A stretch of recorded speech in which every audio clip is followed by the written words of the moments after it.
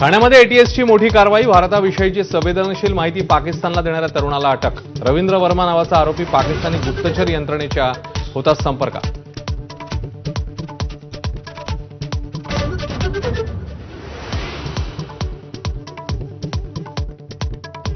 वैष्णवीच्या चारित्र्यावर शिंतोडे उडवू नका, वैष्णवीच्या वडिलांचं अगवणींच्या वकिलांना आवाहन। पत्रकार परिषदेत अनिल कसपटे भाऊक। अगवणींनी फॉर्च्युनर मागून घेतल्याचं केलं उघड, आरोपांची केली चिरफाड।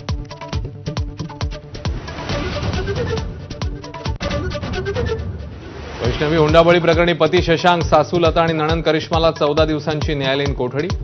वैद्यकीय कारणाने जामीन मिळावा, लता हगवणे यांची मागणी।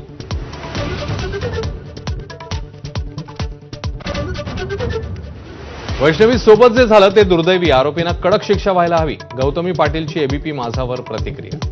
बैलाच्या वाढदिवसाला हगवणींनी गौतमीचा आयोजित केला होता डान्स।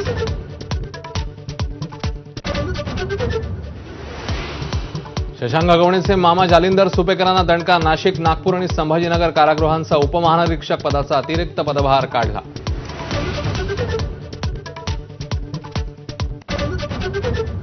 शरद पवारांच्या झपाटून काम करण्याच्या वृत्तीचं फडणवीसांकडून कौतुक। राजकीय वर्तुळात नव्या समीकरणाची चर्चा, तर पवार भाजपसोबत जाणार नाहीत, राऊतांचा दावा। सत्तेची तहान लागली म्हणून कोणी गटाराचं पाणी पित नाही। सुप्रिया सुळे अजित पवारांसोबत जाण्याच्या चर्चेवर संजय राऊत यांची कडवट टीका।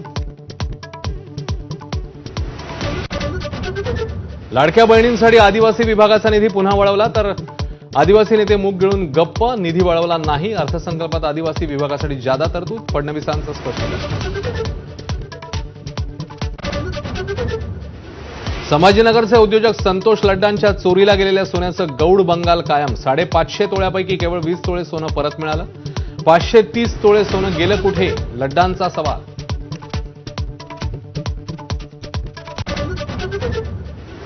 दोन 2024-25 मध्ये महाराष्ट्रात विक्रमी परकीय गुंतवणूक। गेल्या आर्थिक वर्षामध्ये राज्यात 1.65 लाख कोटींचा एफडीआय। देशातील एकूण एफडीआय पैकी 40% गुंतवणूक महाराष्ट्रामध्ये। फडणवीसांची एक्सपोस्ट।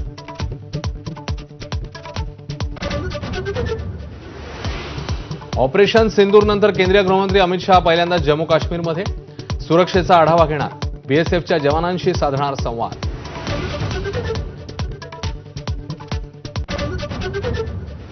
ट्रम्प यांच्या टॅरिफला अमेरिकन कोर्टाची स्थगिती। राष्ट्राध्यक्ष अधिकार क्षेत्राबाहेर जात असल्याची ताशेरे।